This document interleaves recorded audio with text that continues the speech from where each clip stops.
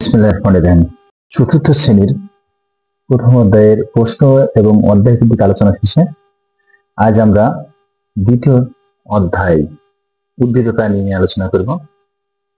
আশা করি পুরো ভিডিওটি না টেনে আমাদের সাথে থাকবে এবং দেখবে, তোমাদের অনেক উপকার হবে। উদ্ভিদ ও প্রাণীর মধ্যে পার্থক্য। উদ্ভিদ ও প্রাণী উভয় জীব, এদের মধ্যে কোনো পার্থক্য লক্ষ্য করেছো? আমরা কিভাবে উদ্ভিদ ও প্রাণীর মধ্যে পার্থক্য করতে পারি?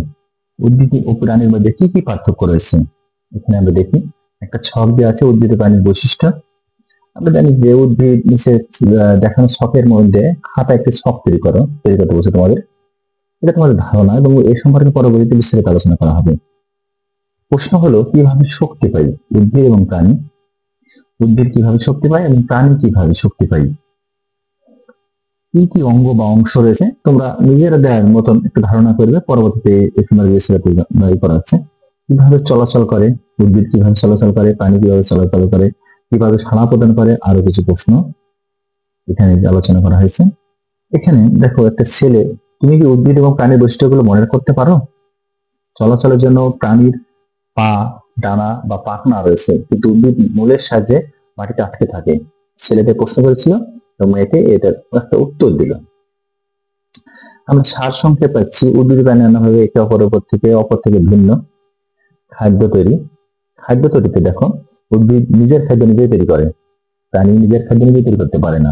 পৃথিবীর কোনো প্রাণী নিজের খাবার নিজে তৈরি করতে পারে না। সমস্ত প্রাণী তার খাবারের জন্য উদ্ভিদের উপর নির্ভরশীল। যারা সবুজ উদ্ভিদ তারাই নিজের খাবার নিজে তৈরি করতে পারে। খাদ্যের জন্য প্রাণী বিভিন্ন উদ্ভিদ এবং অন্যান্য প্রাণীর উপর নির্ভরশীল। বিভিন্ন অঙ্গ বা অংশ। উদ্ভিদের দেহে বিভিন্ন অংশ যেমন মূল, কাণ্ড, পাতা রয়েছে। একইভাবে প্রাণীর হাত, পা, ডানা, হাত পা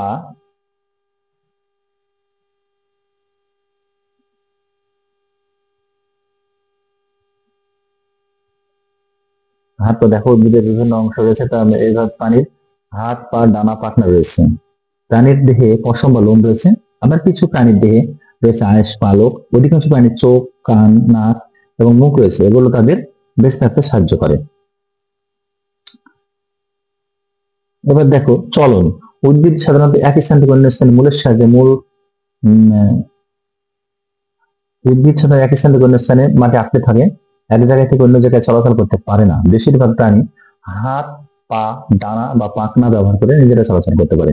দেখো প্রাণীরা এক জায়গা থেকে এক জায়গায় চলাচল করতে পারে, কিন্তু উদ্ভিদ চলাচল করতে পারে না। এটা আমরা দেখলাম চলনের ক্ষেত্রে।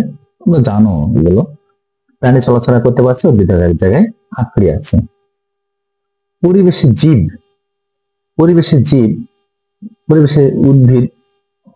উদ্ভিদ সম্পর্কে আলোচনা করেছে। দেখো এখানে বিভিন্ন উদ্ভিদ বিভিন্ন স্থানে জন্মে। কিছু উদ্ভিদ মাটিতে, কিছু উদ্ভিদ পানিতে জন্মে, আবার কিছু উদ্ভিদ মাটি পানি উভয় পরিবেশই জন্মে। উদ্ভিদ কোথায় জন্মে?